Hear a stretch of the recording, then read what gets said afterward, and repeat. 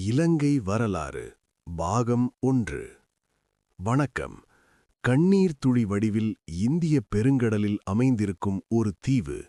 இன்று நாம் இலங்கை என்று அழைக்கும் இந்த நிலப்பரப்பு பல ஆயிரம் ஆண்டுகளுக்கு முன்பே மர்மங்களும் வீரக் கதைகளும் நிறைந்த ஒரு பூமியாக இருந்தது.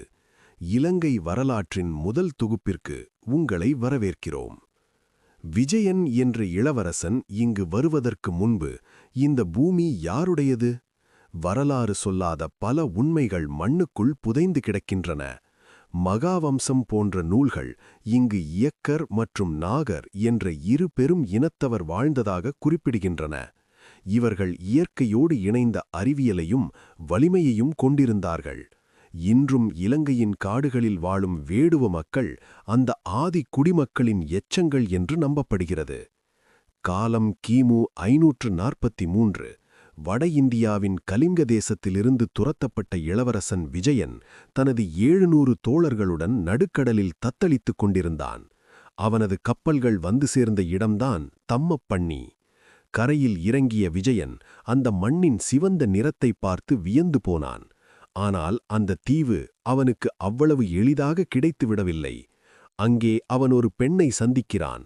அவள் பெயர் குவேனி, ஓர் இயக்கர் இளவரசி. மாயாஜாலங்கள் தெரிந்தவள் என்று வர்ணிக்கப்படும் குவேனி விஜயனின் அழகில் மயங்கி அவனுக்கு துணையாக நிற்கிறாள்.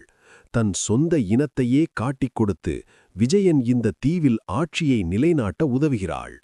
ஆனால் அதிகாரம் நிலை பெற்றவுடன் குவேனியின் முடிவு சோகமாக அமைந்தது. விஜயன் அவளை பிரிந்து இந்தியாவிலிருந்து ஒரு இளவரசியை மணக்கிறான். துரோகமும் கண்ணீரும் வீரமும் கலந்ததுதான் இலங்கையின் ஆரம்பகால வரலாறு. விஜயன் தொடங்கிய சிங்க வம்சம்தான் பின்னாளில் இலங்கையின் பெரும் சாம்ராஜ்யங்களுக்கு அடித்தளமிட்டது. இது வெறும் ஆரம்பம்தான். அடுத்த தொகுப்பில் ஒரு மாபெரும் மதத்தின் வருகை இலங்கையின் கலையையும் பண்பாட்டையும் எப்படி மாற்றியது என்பதை பார்ப்போம். தொடர்ந்து இணைந்திருங்கள்.